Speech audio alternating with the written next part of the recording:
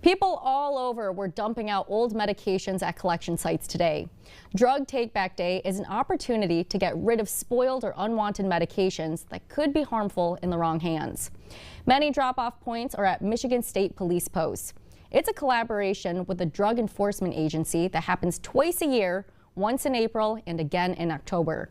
They can take anything in pill or capsules, but no liquids or powders can be accepted. Clearing out these medications keeps everyone safe, from your household to the community. It's going to help with misuse, it's going to help with drug addiction, and it's going to help with disposing of it properly for environmental reasons as well.